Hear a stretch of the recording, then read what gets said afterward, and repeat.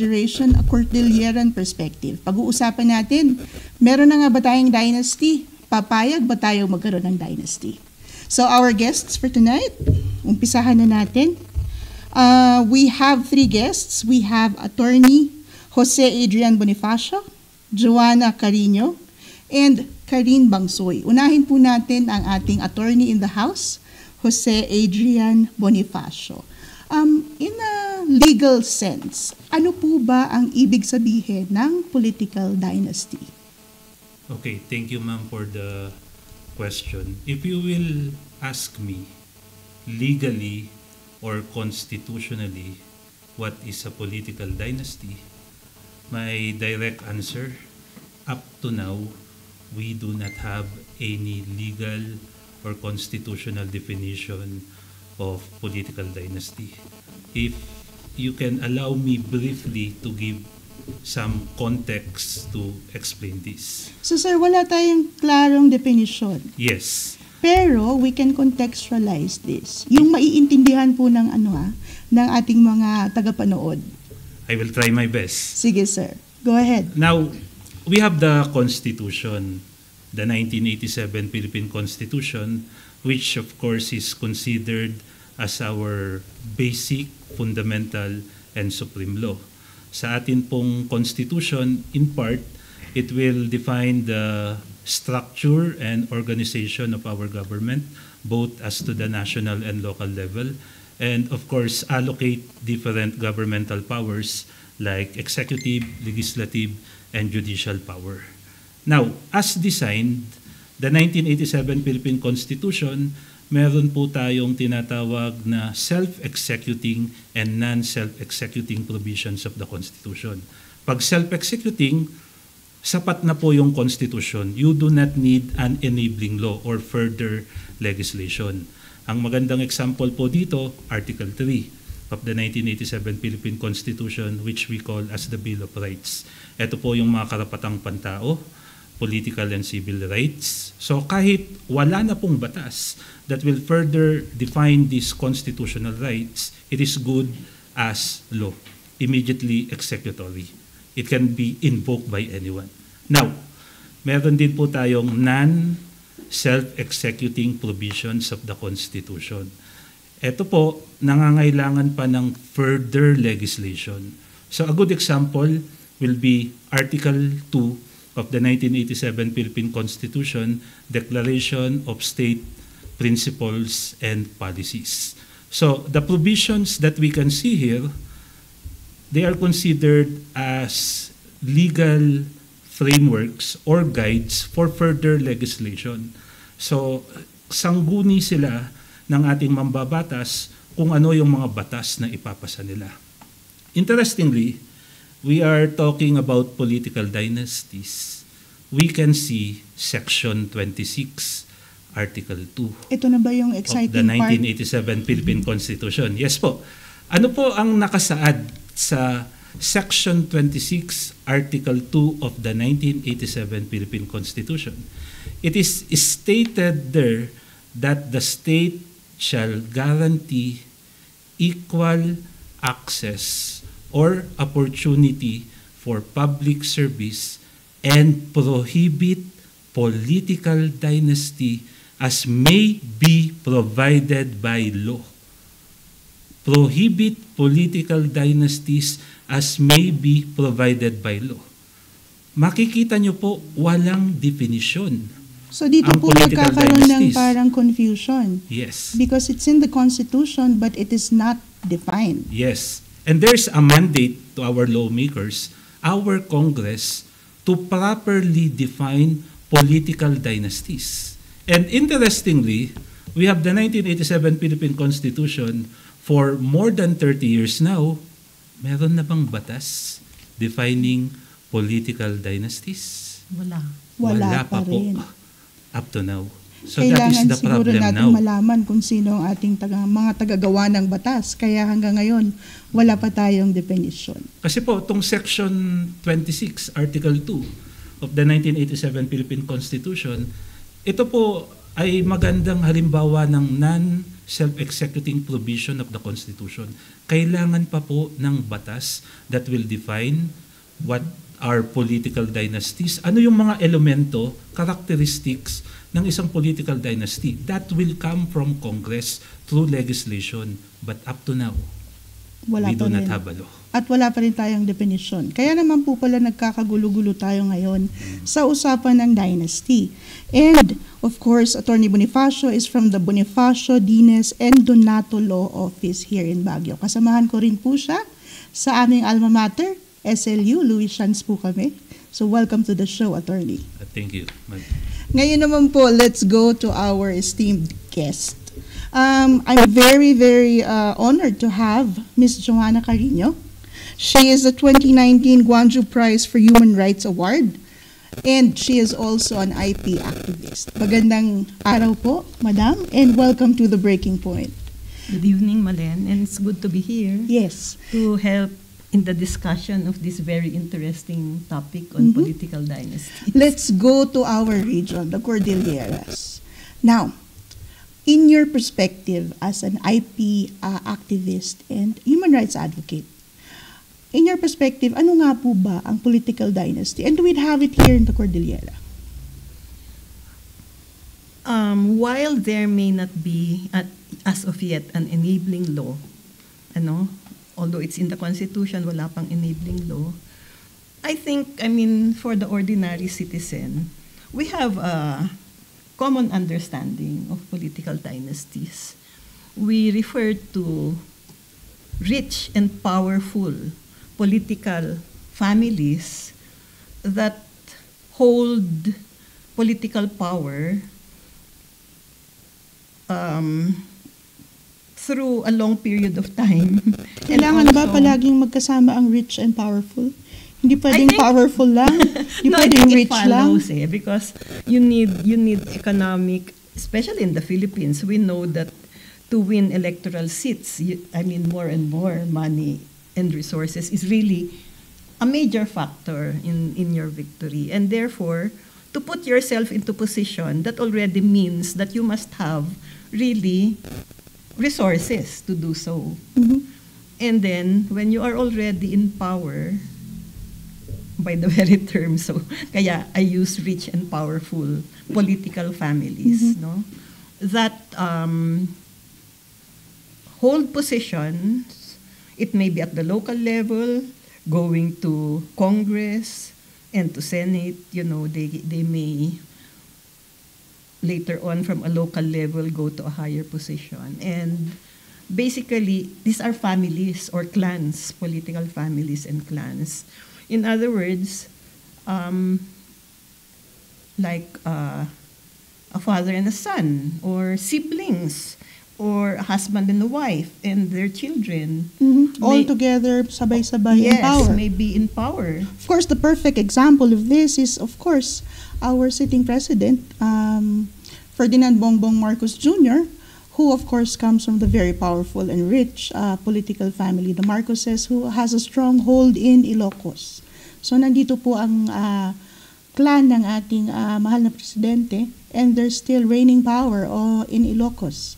Now, for the Cordillera, Madam Joanna, meron ba tayo political dynasties? Yes, we do.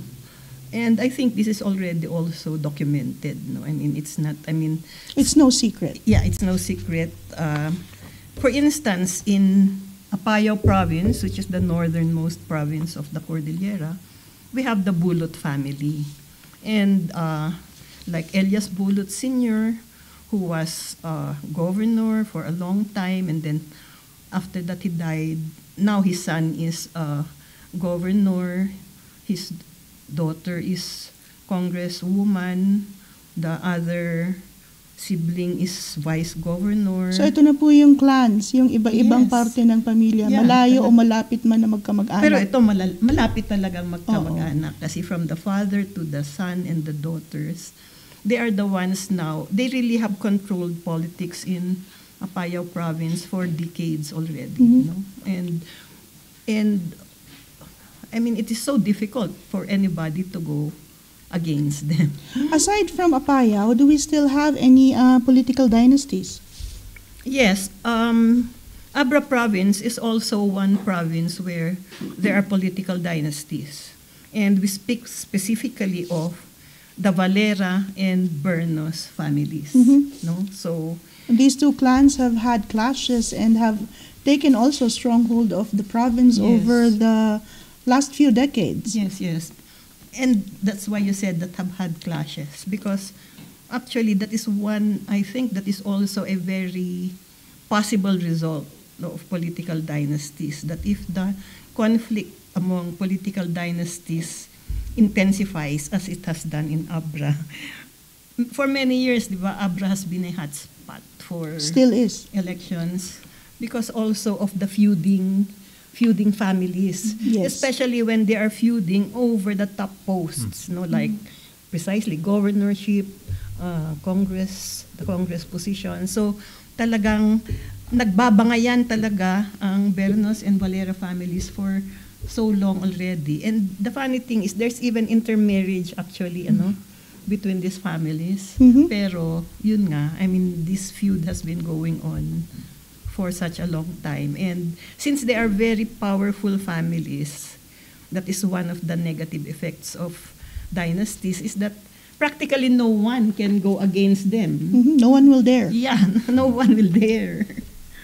Pero you were talking about, a recent study has shown that in fact, dynasties also already are beginning to use the party list system so that there are more positions that they can enter. Yes. And the Solid North party list is actually one of those dynasty party lists of the Bernos dynasty, because the first nominee for the Solid North party list is presently the representative for Abra, because now the present mayor of Bangged of La Paz will now be running for the congressional position. So that's also how they, instead of just one congressional position, you can now So there's a lot aim of for avenues two. for Yes, political more. dynasties. Yes, yes. According to a study from the Philippine Center for Investigative Journalism, there are quite a lot of ways for political dynasties to thrive. One is to max out your term. Ibig sabihin, tatapusin po natin ang ating 3 terms. Pagkatapos nun, we seek higher positions or simply swap with our rich and powerful relatives. Yes. Pagkatapos naman po, another way is to expand to new provinces, cities, or towns. Dito po natin makikita yung mga hindi naman organic or talagang taga doon sa area na biglang lumilipat, yun pala ay merong mga political agenda. Meron din dito. An intra-family rivalry. So we can see this, a rivalry between 2 clans. And of course, ang latest at pinakapatok na paraan kung paano magkaroon ng dynasty ay sumali or gumawa ng isang party list. So marami po tayong party list ngayon. And these are just a few ways on how political dynasties will thrive. And now, meron naman tayong guest from the academe. I'm very happy to introduce Ms. Karine Codiase Bangsoy from the College of Social Sciences of the University of the Philippines, Baguio. Welcome, Karine. Hello po, ma'am. Good evening. And from the academe's point of view, can you break it down for us? Ano ba ang dynasty academically, and do we have different kinds? Because Ms. Joanna mentioned na magkakamag-anak, magkakaibang clan, may rivalry, nagpapalit-palitan. Academically, what is a dynasty? Okay po. So, for this portion, I'd like to quote from a study by the Ateneo Policy Center na meron silang na-identify na 2 main types of dynasty depending on succession. So, yung una ay yung tinatawag na thin dynasty, or ito yung sunod-sunod na naging mayor yung tatay, tapos pinasa sa anak, and tapos mamaya pinasa na naman sa asawa, for example, all in one position. So talagang sunod-sunod na nahawak ng isang family with one last name ang isang position. Another definition naman po is when we're talking about yung tawag nila ay fat dynasties, or kung sabay-sabay kayo sa isang area na governor yung tatay, tapos yung asawa ay mayor, tapos yung anak ay councilor or congress. So yun po ay tinatawag na sabay-sabay or fat dynasties. Yun po. So actually, We have fat dynasties. sa pag-aaral ng Ateneo Policy Center over the last 30 years, lumalawak yung sakop po ng fat dynasties. Nagiging obese na yung tawag nila, quote-unquote. Dumadami. In other words, yung people with the same last name in different positions in the same area. Ganun po. So meron tayong fat and thin. Yes po. There are 71 out of 82 Philippine governors who belong to political families. This is also based on a study that PCIJ is making for this particular election period. Kaya po ginagawa ito ng PCIJ at ng mga regional newspapers kagaya ng Nordis ay para magkaroon tayo ng kaalaman kung ano ang isang political dynasty and tama po bang magkaroon ng political dynasty? Is it healthy? Is it good? Will it benefit the people? So, meron tayong thin political dynasties nga pala. Sa Kalinga, we have 2 families but we will opt not to mention this because hindi naman siya successive, hindi siya sunod-sunod. Napansin lang sa aming research na merong 2 pamilya pero hindi pa latent or in other words, hindi pa garapalan. So hindi na natin siya babanggitin. But of course, 71 out of 82 Philippine governors belong to political families. Now, in this point of the discussion, let's get the elephant out of the room. 2 po na magkaparehong apelyido ang tumatakbo ngayon sa ating syudad. 2 have filed their certificates of candidacy. Of course, our Congressman Mark Go and his spouse, Miss Sol Go. So is this considered a dynasty? Or is this considered an attempt to a dynasty? Miss Joanna. By the fact that, you will have a husband and a wife running for the top positions in the city. This has never happened before, in Baguio City.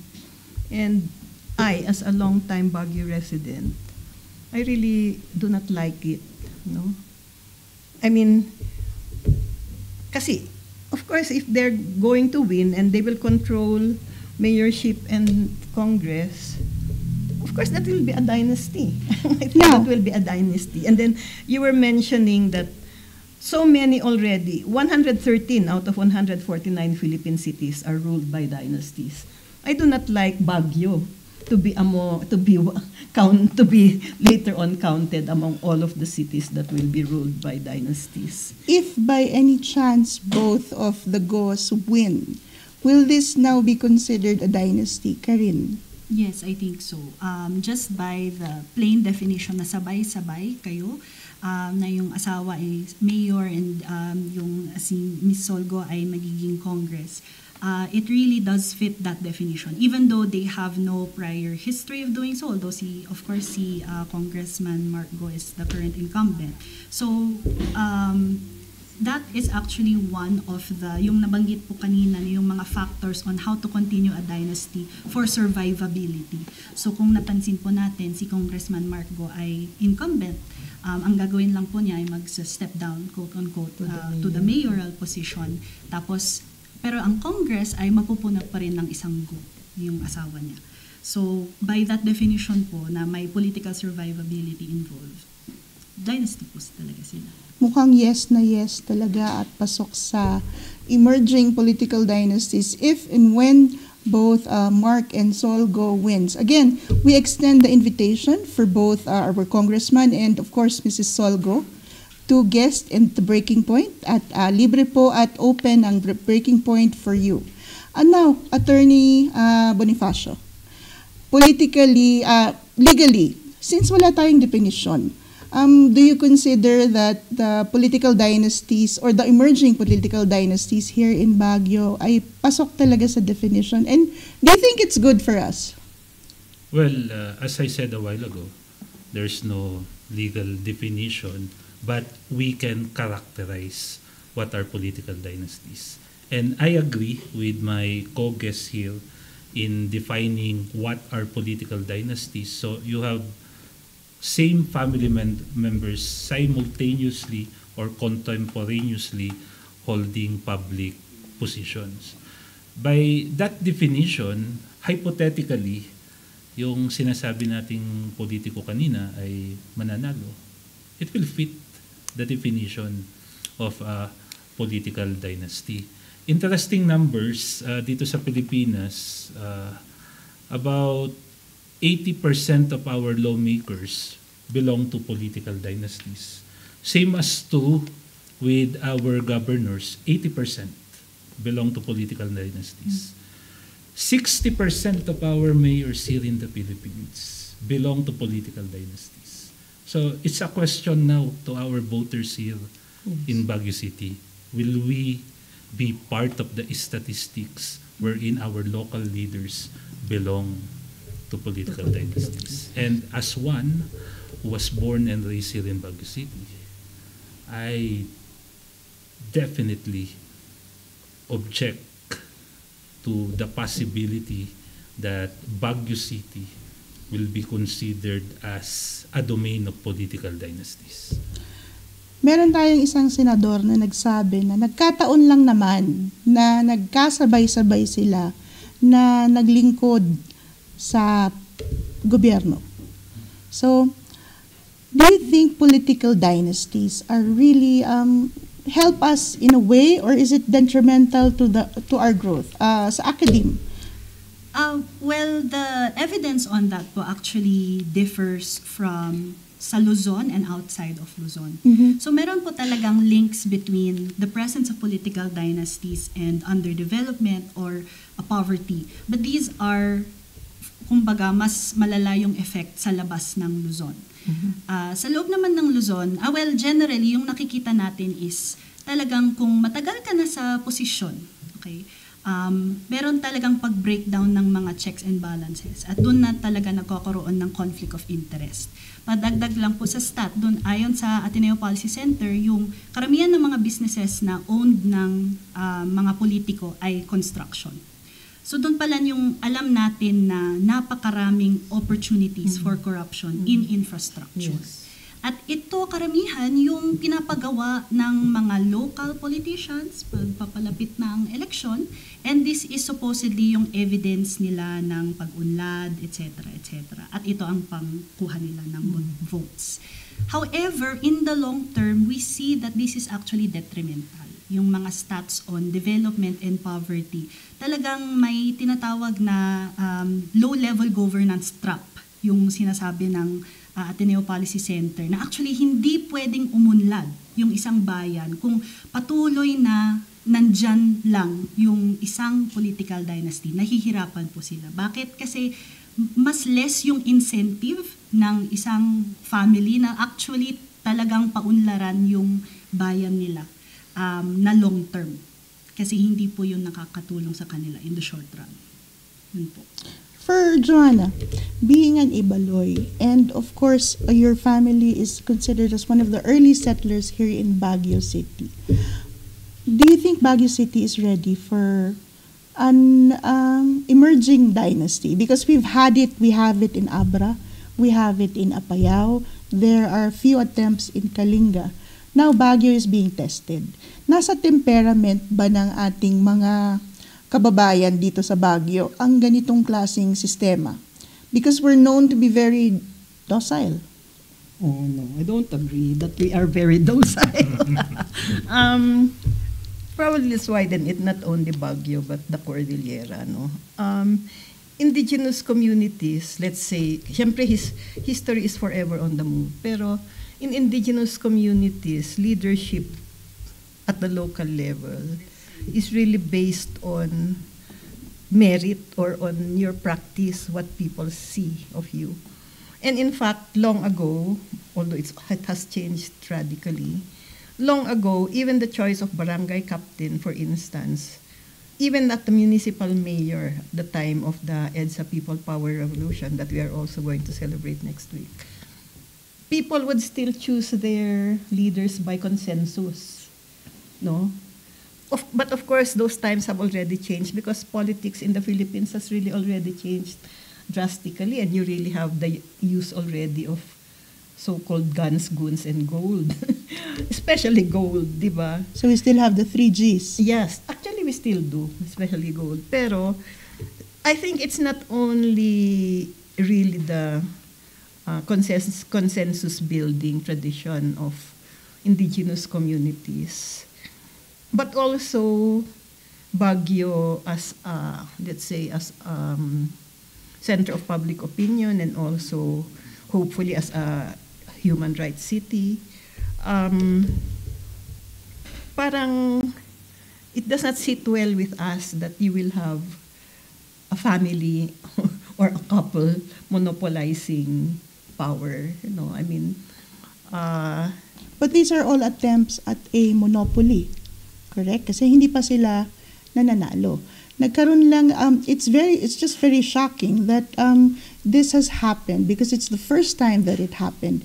And I hope the family of Mark and Solgo understand the uproar that their candidacies have caused. It's not to disparage Yes, yes. or to put down of course, the family of Mrs. Sol and Congressman Mark, but we are having an academic discussion.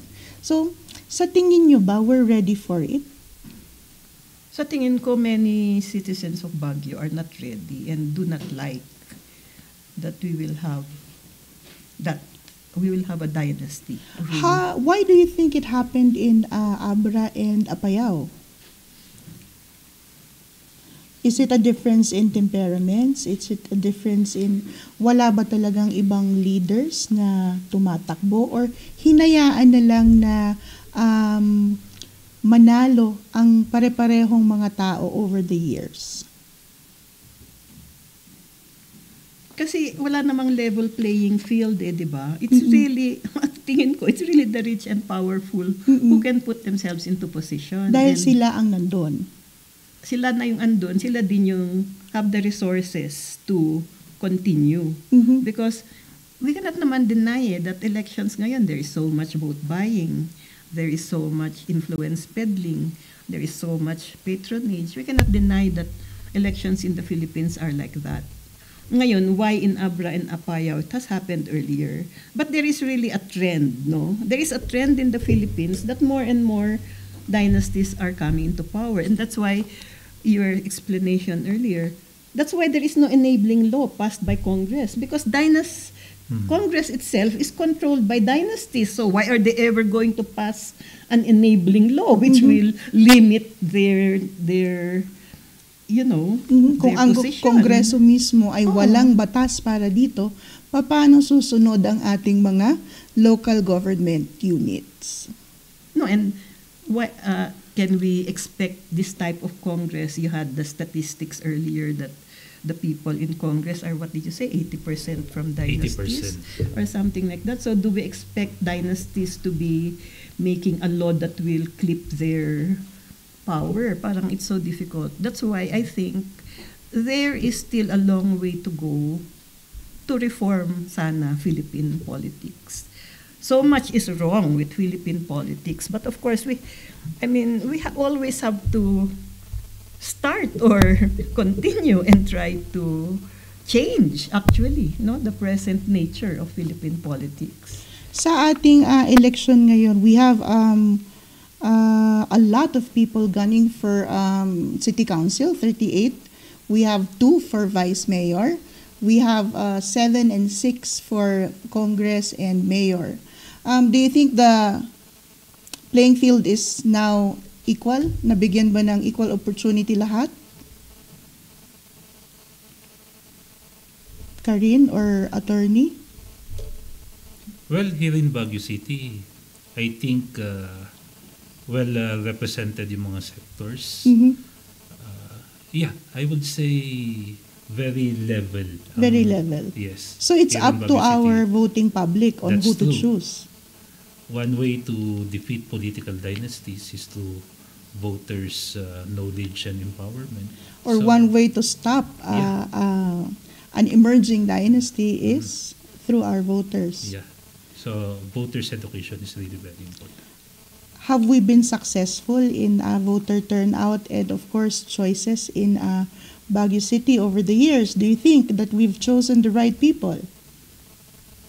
Politically speaking, are we happy with the governments? I mean, for the development of Baguio City, I mean, we're a developing city and we've been called out for good practices over the years. Sa tingin niyo ba ay nagpo-progreso ang syudad natin in terms of human rights?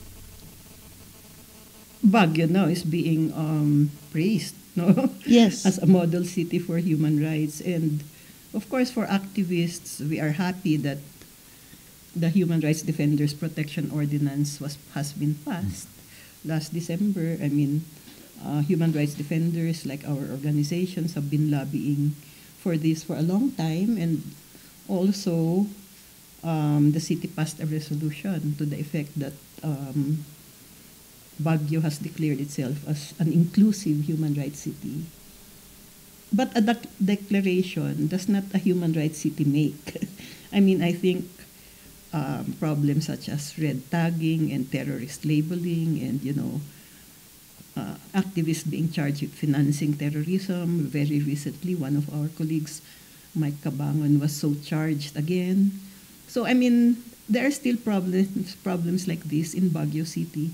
But of course, compared to many places, Baguio really has taken a step forward and has made advances in terms of its advocacy for human rights. And of course, we thank the City Council and the City Mayor for this. Those, I think, for activists like myself, these are very important developments. Now, in terms of the development of the city, like now, it's Panagbanga season. Yes. I It's think it's not Panagbanga season. Baguio residents, many will be leaving kasi we can hardly leave the house, and then We can hardly the leave the traffic, house. the Carmageddon term, and then the pollution, and then etc. I feel strongly that there has to be stronger regulation on tourism. And then in terms of Baguio's development, like, so much real estate development and, high buildings, they're no longer following the rule on So these are the number of stories. good points for our incumbents and our incomings to take on. If I may just Yes, add, go ma'am, ahead. You asked earlier if there's now a level playing field. I think that the number of candidates does not necessarily a level playing field make. In other words, wala yan sa dami. Sa dami ba naman ng tumatakbo for senator and Congress and the House of Reps every election cycle, is that in a level playing field already? I think not. And yun po yung nababanggit nyo na actually may incumbency advantage in politics. The right? power of the incumbent Yes. is So, always there. Exactly. So sila actually yung medyo top of mind sa mga voters By name recall alone. by name recall alone. And that's when you can think about these issues of development, no? Na yun talaga, kung ano yung mga top of mind na experiences ng voters, na kagaya ng sabi ni Ma'am Joanna na yung mga traffic, for example, or over, quote-unquote, tourism. And so it's the that could be now the template for voters to consider. Gusto ba natin ng ganito ulit? And we can commend good practices like human rights city, best COVID-19 practices. I believe ang Baguio ay one of those. And we can commend those, pero I think we need to emphasize whether political dynasty or not, hindi natin utang na loob sa kahit sinong incumbent na nakaupo. Because that is their duty. Yes, because that is their duty. So even though, yes, Baguio has made strides in development and some strides in some and worse points in others, kailangan yun pa rin yung pinag-iisipan natin habang bumoboto na hindi natin utang na loob ito sa mga politiko kaya nag-improve ang Baguio o hindi. We can commend, but that doesn't necessarily mean we owe them our vote. Karin, can I ask you, kasi nga, there is a legacy voting. Ibig sabihin by name recall. So punta tayo dito sa mga prominenteng apelido. Nandito ang Vergara, nandito ang Dumogan, nandito ang Yeranon, nandito ang Mulintas. Are these considered dynasties? Although hindi naman by succession. Sunod-sunod na term or ito anak na. Yan po. I think definitely gray area yun, even in the literature. We can point out political families and point out that they have occupied certain positions, and definitely they do have an advantage in name recall. They might not necessarily fit the sequential na sabay-sabay or sunod-sunod, but I think the point to make there is there's always that tendency that needs to be checked, na dapat bantayan pa rin ng mga voters kahit na hindi sunod-sunod or hindi sabay-sabay. The danger there, of course, is kapag talagang naging political dynasty na sila, then they will also run into the same temptations of conflict of interest, the lack of checks and balances. So kahit na political family, yun, kailangan pa rin bantayan ng voters. Kasi merong mga pamilya na talagang nasa politika. Kagaya din ng mga pamilyang lahat ay abogado or karamihan ay doktor, karamihan ay journalist. Ang sasabihin ng mga politiko, pamilya kami ng politiko, anong magagawa natin? Masama ba ito, Karin? Masama po ba na lahat ay pumapasok sa politika? I think Vico Soto, one of the better politicians na napapansin ngayon ng buong Pilipinas, comes from a very political family, and their clan is also considered a dynasty. Yes. I think that number one, kailangan pa rin bantayan kahit sino mang politiko ka, kahit progressive ka na political dynasty, kahit na yung last name mo ay hindi political family, kahit anong politiko basta nakaupo ka sa public office, kailangan bantayan because there's hundreds of temptations for corruption and wrongdoing in public office. Pangalawa, masama ba ito? Again, nandyan kasi yung tendency. So kahit nasasabihin na mabait naman kami, marami naman kaming nagagawa, etc. Yung long term ang kailangang tignan. And at the end of the day, it's what you do and what you want to present as a platform for voters. Hindi sapat yung last name mo lang.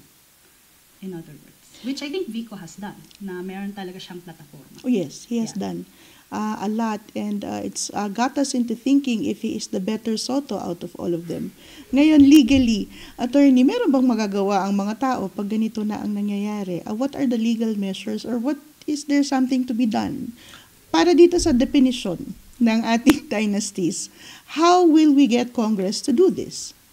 Well, we can see moves in the past to actually pass an anti-dynasty law. But the proponents, they belong to the minority. Tulad nga nung sinabi ni Ma'am kanina, Congress is actually the playground of political dynasties. And that is the sad truth. Ano? Yung mga taong ini-expect natin na papasa ng anti-political dynasty law, hindi nila ginagawa because it will practically destroy their political power. Now, the key here, I think, is really voters' education. Ano? Dapat tinatanong ng botante, meron pa bang iba? If I may quote Commissioner Rene Sarmiento, the one who defended the provision against political dynasty, ang isang justification niya, that's why the provision was introduced in the 1987 Philippine Constitution. We are in fact depriving other competent candidates from making it to public position dahil wala tayo yung sinasabi nilang legacy or name recall. Yun yung isang constitutional intent kaya inintroduce itong prohibition against political dynasties.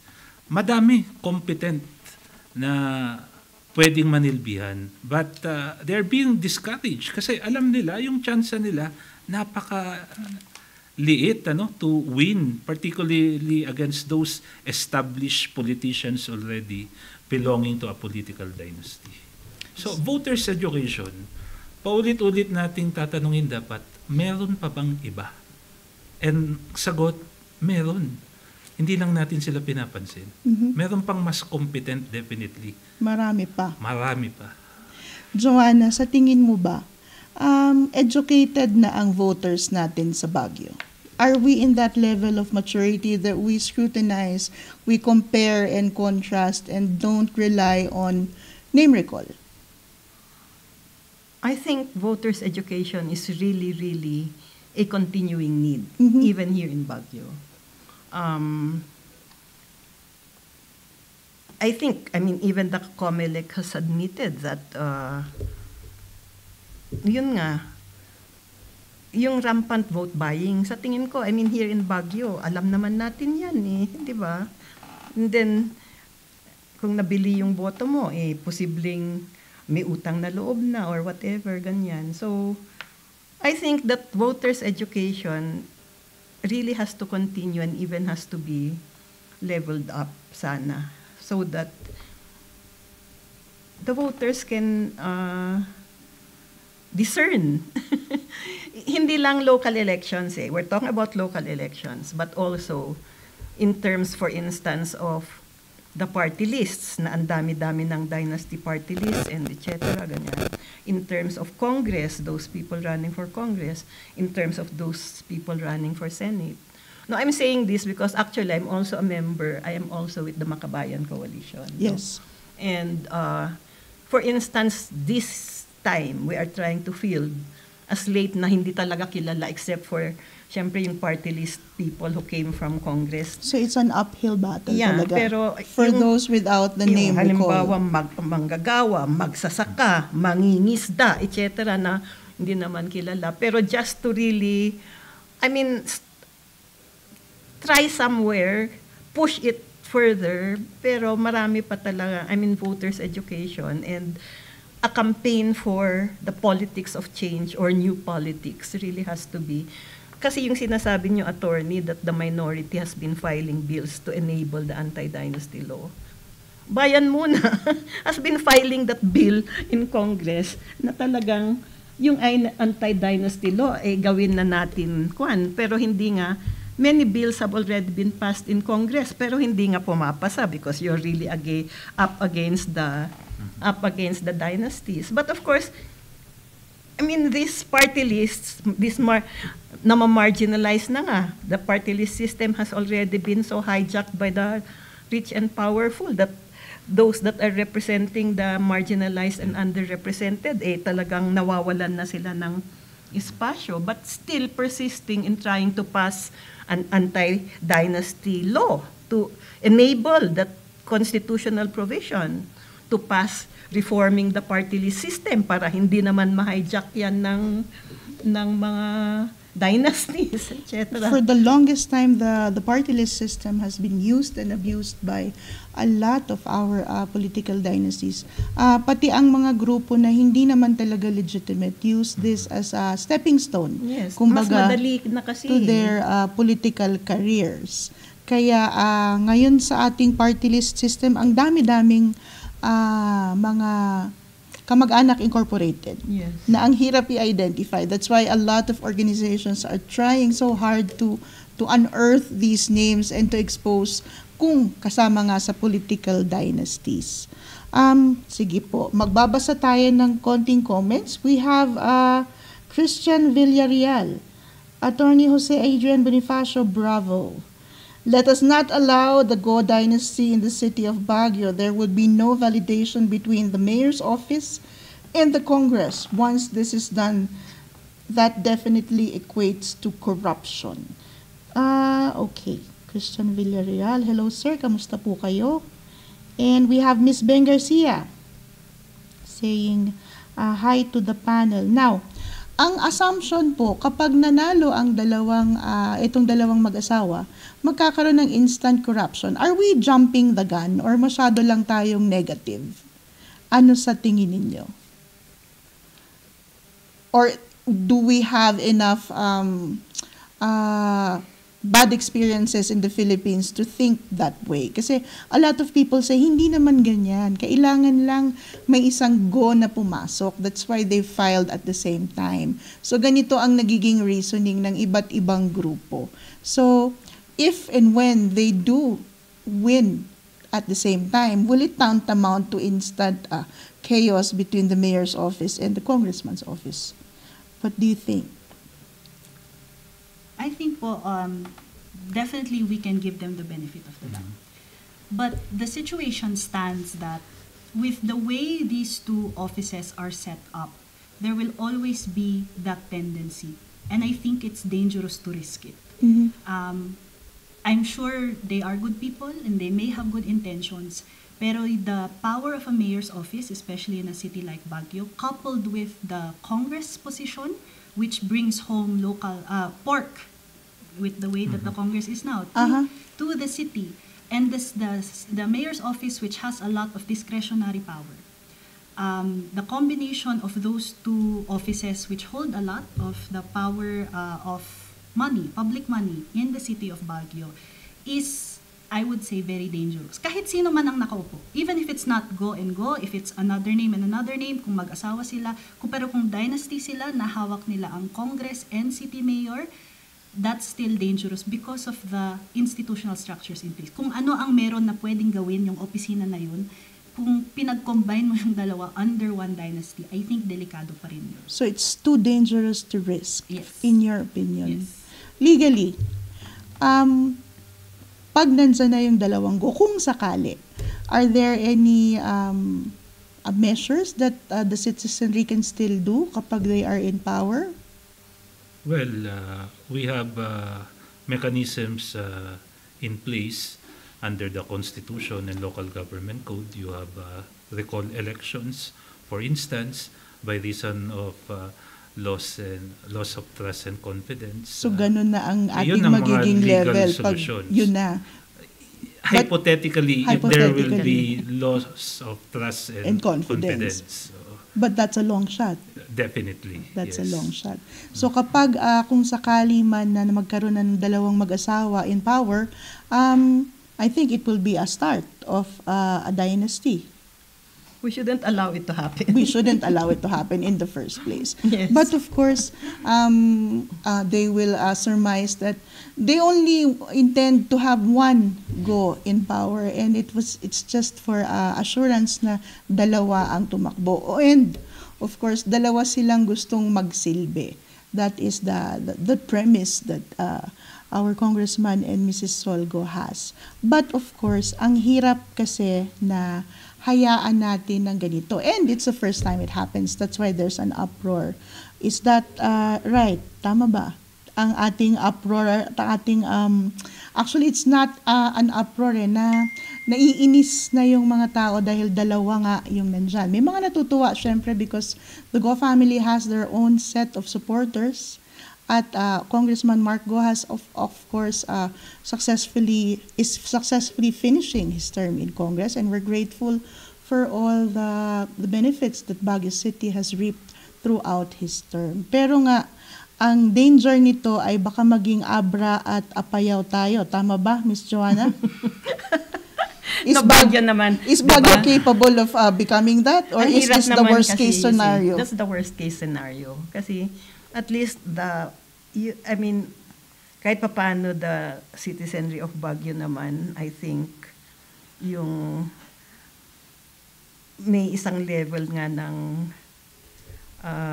let's say, I will not say that talagang they are really all educated na on, ganyan, kasi dapat nga nagpapatuloy yung voters education, but still hindi naman siguro mangyayari yung abra at kalinga dito kasi yun nga, I don't think the people of Baguio will allow it to happen.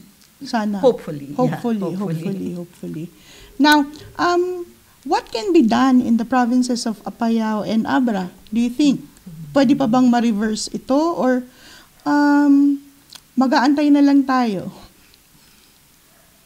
Because they win by a landslide every time. Yeah. No, many times they're even unopposed. Yes. Yeah. kung in Apayao, unopposed talaga. Oo. So, Yun ang ganun- walang leveling ganun of ang playing itera. field at Oo. walang electoral Oo, protest oo, oo, kasi kasi unopposed. wala nang bibilangin, Oo. attorney, ano. Yes. Dito naman sa atin sa Baguio, meron tayong choices. Yun nga lang, kailangan natin ng check and balance. Do you think, Karin, that our youth, because you're in the academe, nakikita mo ang pulso ng ating kabataan, na nag-iisip pa ba ang ating kabataan ngayon, especially in political matters? Does it matter? Well, I teach political science po. So to say no to that, I believe would be saying that I failed in my job as a teacher. Yeah, you should be educating Do yourself. our youth have it in them? I think they do have that capacity. The youth now have a wealth of information sources. Of course, that also comes as a double-edged sword. Alam naman natin na social karamihan media. ng misinformation, disinformation comes from social Social media. media. And if you check some polls and opinion polls and surveys, medyo nakakadismaya din na maraming youth are not necessarily the progressive thinkers that we think they should be. But they always, the thing about youth and the new generation that I think is exciting pa rin is they always have that capacity to begin something new. At yun yung pinanghahawakan ko, I think, si Ma'am Johanna na sa mga mas batang aktivista, ako naman sa aking mga estudyante, and I think si Sir din sa mga next na lawyers na that's why they're in school, to train that capacity for critical thinking that we hope will spill over to their political engagement. So naniniwala pa tayo sa ating kabataan. Against all odds. Against all Kailangan odds. talaga. Otherwise, Ako wala na naman, pong natitira. Ako naman, kasi kasama ko ngang pumunta dito are youth activists. Ay, no? i-recognize natin ang ating mga oo youth nga. activists. So, kasama The kong groups pumunta that are dito here. are, yun nga, from in Nabuyog Gabriela Youth and from the Cordilleran Youth Center and from Kabataan Party List kasi they wanted to come and listen to us here. Ako naman, kasi I get invited by the activist groups to speak on a whole array of matters. I get inspired by their by their energy, of course, but not only that. The youth activists that I have met and been exposed to, parang talagang nag-aaral sila. They study well what is happening in society, and they, in terms of voters' education, they really try to do this part. In fact, they're trying to set up nga conscientized youth vote and that sort of thing. So, to the youth activists that I am exposed to, I mean, I draw, as I have already grown old, no? Pero it gives me inspiration and hope that actually, although Philippine politics is really in such a state now, we can slowly, hopefully, conduct voters' education and then at some time in the future, probably, we can change the sad state of Philippine politics. Kay Attorney Bonifacio naman, dun sa ating mga bagong lawyers, is there hope that we have a lot of new and upcoming lawyers who have the right set of values? Well, Para sa sektor mo naman. when we're still teaching in law school, palagi po nating sinasabi na never lose hope. Yeah, We are still a young republic with a lot of things to experience and learn from. Kaya lang napansin ko, resistant kasi tayo sa change. At least sa context ng pag-amend ng ating constitution. I think one way to solve this problem called political dynasties, bakit hindi natin pag-aralan yung pwede nating i-amend sa constitution? Sinasabi nila nagkakaroon ng political dynasties kasi yung term limit ng mga public officials, napakaikli daw. Will it benefit kung dadagdagan natin yung 3 years, for 6 years, ito dapat yung pinag-aaralan eh. Yan ang justification ng mga pro-political dynasties advocates, yung mga mabubuting politiko, very short daw ang term nila. So they need to pass the political agenda sa kanilang mga relatives who will continue their legacy. That's one of their justifications. So, pasa-pasa. Yes. Naiisahan na naman tayo ng ating mga kasamahan sa politika palagi. We have a question here. If so, kung in the context that the two Gos will win, the question is, will one of the Gos abdicate the position in the event that the two of them will secure both positions? So I think that's a question For them. for them to answer. So para sa ating mga panelists, sigurado ako na ang sagot nila ay we should not wait and see, but we should not allow it to happen. Now we have another question here. This is about the definition of a political dynasty.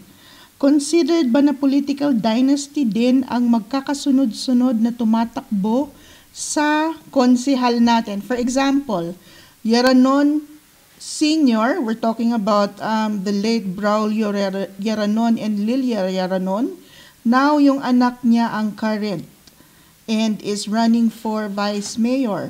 Next is Sinagalo Wegan, anak niyang si Filian, ngayon pamangkin niya si Yuri, and other kamag-anaks na politicians. Ito yata yung tanong natin kanina na legacy politics. So, let's clarify it. Is it a form of a dynasty? Attorney or Karin? Again, I think po it can be, Mhm.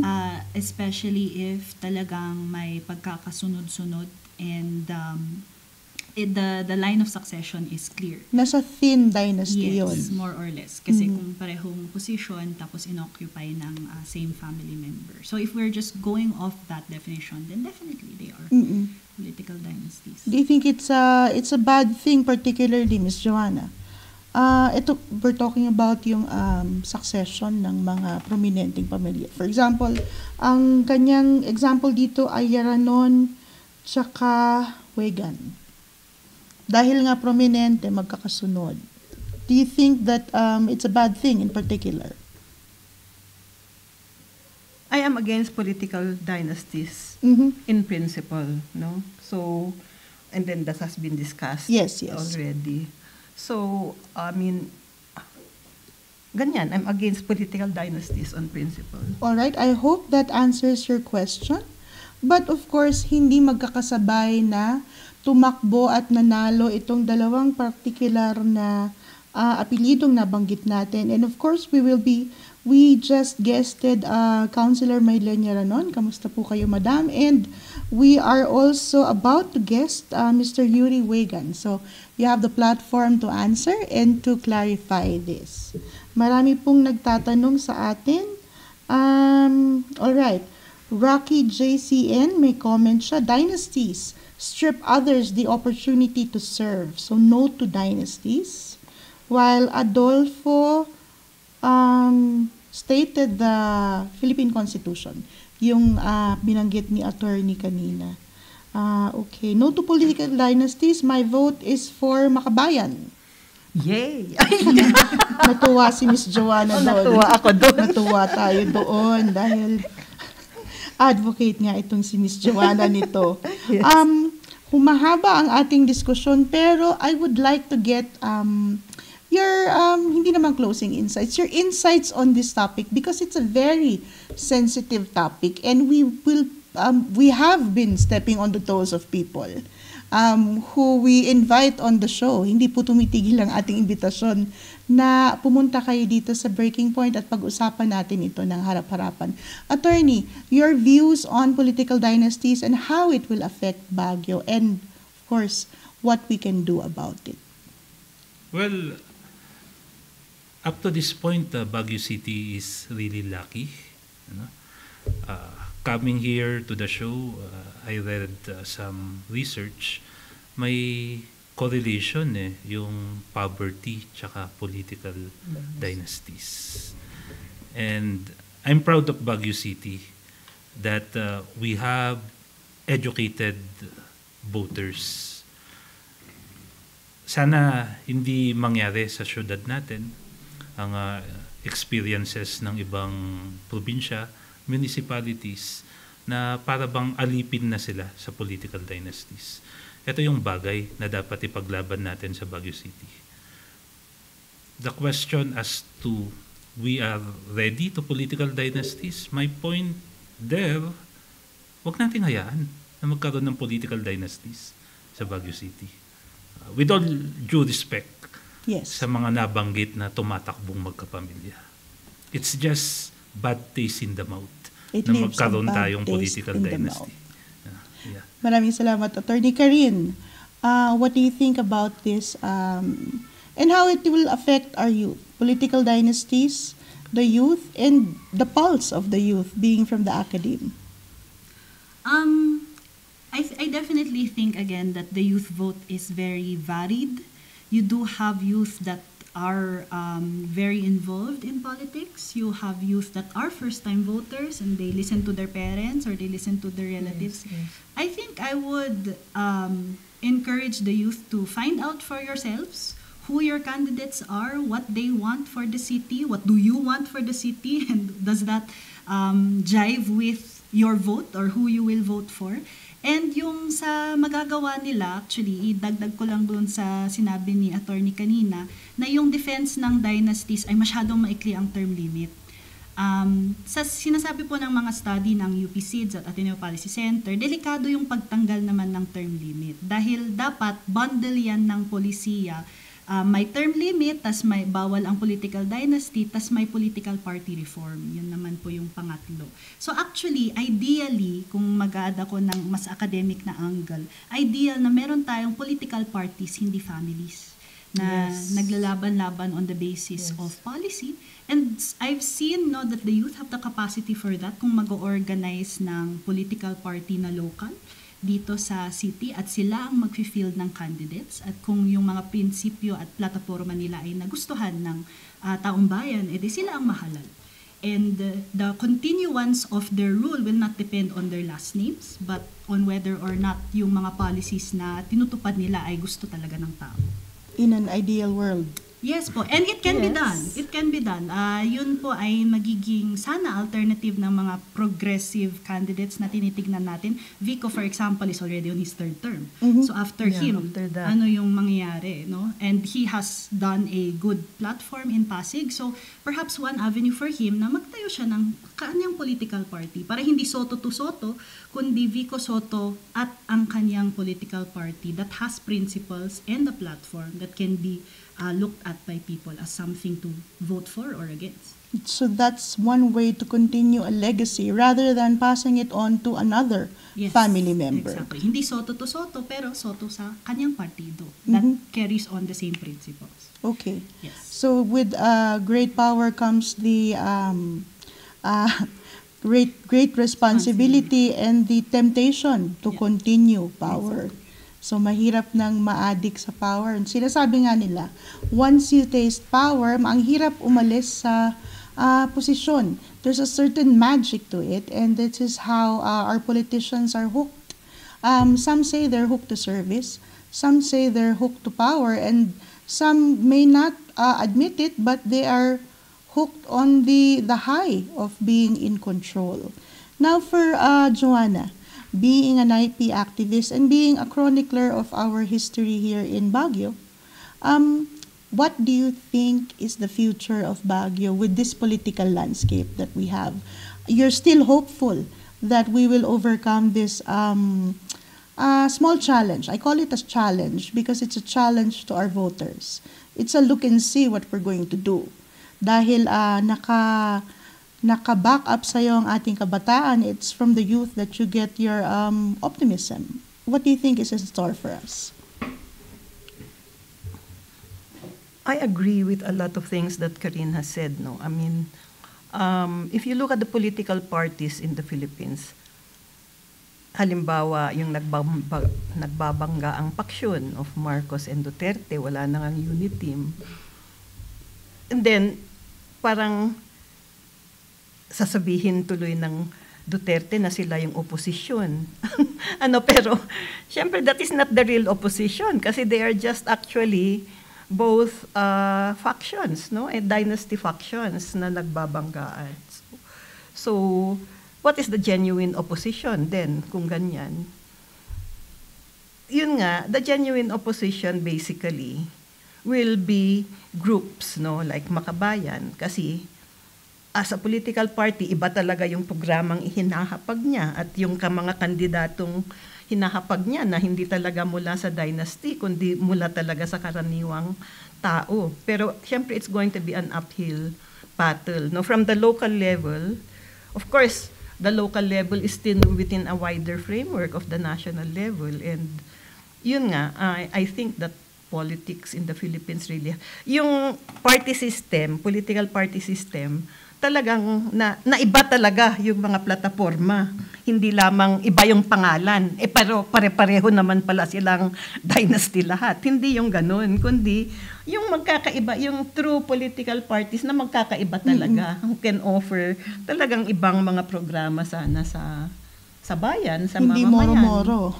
Oo, or else, hindi just because hindi pangalan lang yung nagkakaiba, pero actually they have the same economic interests, they have the same political interests, and they are rich and powerful. So, yun nga, sana magbago yan. And yun, the social movements, yun naman yung ipinaglalaban, na baguhin talaga yan. Ganyan. Okay. Nakakatakot ang mangyayari sa ating Senado kung sakaling manalo ang maraming magkakamag-anak. Kaya kung manalo ang mga tulpo, kakapatid na sila. kumpleto sila. Oo nga, tapos yung mga bilyar, Ang pag nanalo naman ang mga Villar, which has been cited also in a lot of studies of the PCIJ, dadami sila dahil meron din silang party list. Oo nga. Yan ang mga problema. Aside from them running for kwan, andyan na yung mga party list. And Marami po tayong hinaharap talaga sa Pilipinas at pag titignan natin siya sa mas malaking angulo, the question and the problem of political dynasties will present itself in the bigger form. But here in Baguio City, nag-uumpisa pa lang, there is only an attempt to it, although in the Cordilleras, we have established dynasties, of course, in Abra and in Apayao. Dito po sa Baguio, ito po ang kinakatakot or iniingatan ng ating mga kababayan. At para sa gabing ito, bilang pahuling salita na lang, dahil nalalapit na po ang eleksyon, nag-umpisa na nga po ang ating kampanya para sa nasyonal at come March 28, the local campaigns will kick in. Dito na po tayo magigising ng maingay ang ating kapaligiran dahil nandito na ang ating mga political jingles, ang ating iba't ibang mga kandidato na kakatok sa ating mga bahay-bahay. Mag-iwan po tayo ng mensahe sa ating mga boboto. Umpisahan po natin kay Karin. Siguro po bilang isang nagtuturo ng Pulsay at medyo mas may interactions mga kabataan. Siguro sasabihin ko sa mga first-time voters particularly na first time nyo ito sa isang eleksyon and important election siya kahit hindi siya hanggang sa national. Tignan maigi kung sino yung iboboto nyo. Huwag kayong makikinig lang sa mga magulang nyo or kahit na sa mga prof nyo. Think for yourselves, yun lang lagi kong sinasabi, and vote wisely. Kasi, kayo yung makakaramdam ng effect nito sa mas mahabang buhay nyo and sa time nyo dito sa Baguio City and even in the Philippines. So vote dahil yung future nyo ay nakataya dito. Ngayon naman po, lipat tayo kay Attorney Bonifacio. Ano po ang maaari niyong maiwan na mensahe sa ating mga boboto? Ngayon na na-establish na natin na indeed we are have an impending dynasty. And the prospects it has for Baguio City is not that bright because a lot of naysayers say that this will be the start of the end. Attorney. Your vote will definitely affect your future. Pag-isipan po natin ng mabuti ang mga taong iboboto natin. May dignidad po sa pagboto. Dapat po pag-isipan natin. our future is at stake kung mali na naman ang ating ilalagay sa kapangyarihan. Mhm. Okay. Maraming salamat, Attorney T. The dignity in our votes. Ibalik po natin ang dignidad sa ating boto. At sa pahuling salita, maghumingi tayo ng mensahe mula kay Joanna Carino. So I fully agree, no, with attorney and our professor here that this is an important time, yes, particularly for the youth and the new voters, but even for those of us who have been voting for some time already. Yung at the local level, let us not allow Baguio to become among the statistics of a dynasty city. Let us not allow that. And let us vote wisely. I will echo that. We have to vote wisely. Kaya pag-aralan talaga natin, hindi lamang kung ano yung pangalan na popular or pangalan na alam na natin, kundi we make an effort, no, to study the programs and the programs na ihinahapag sa mga botante. Pag-aralan natin yan so that we will be able to discriminate between yung iba-ibang hinahapag sa atin, whether they are just yung general motherhood, general statements, or whether ina-address din talaga yung mga konkretong issue ng mamamayan sa araw-araw. So, let us not waste our votes because as stated, our future is at stake. So, let us vote wisely and let us vote against political dynasties. Palagi nating naririnig ngayon si wisely dahil vote wisely palagi tayo. Magmula po sa ating episode with Attorney Martin ng COMELEC, vote wisely po ang kanilang ina-advocate hanggang ngayon sa ating episode on political dynasties. But more over and above the issue of political dynasties, it all boils down sa ating pagboto. At ito po ang minumungkahi ng ating mga panelists ngayon, from the academe, from the legal side, and of course from our IP activists. Kailangan po nating pag-aralan kung sino ang iboboto natin. More than the family names and more than the issue of a dynasty, it's the issue of a dignified vote. Gaya po ng sabi ni Attorney Bonifacio, ibalik natin ang dignidad sa ating boto. And that's another episode of The Breaking Point. I'd like to thank our panelists for allowing us their time and their presence here in studio. At para po sa ating mga tagapanood, magmula ngayon hanggang sa ating eleksyon, magbibigay po tayo ng ating mga episodes na talagang makakatulong sa inyo na pumili ng ating mga kandidato. We aim to present each and every candidate to you in the coming episodes and we hope that you stay with us. At maraming salamat po at mabuhay ang malayang pamamahayag.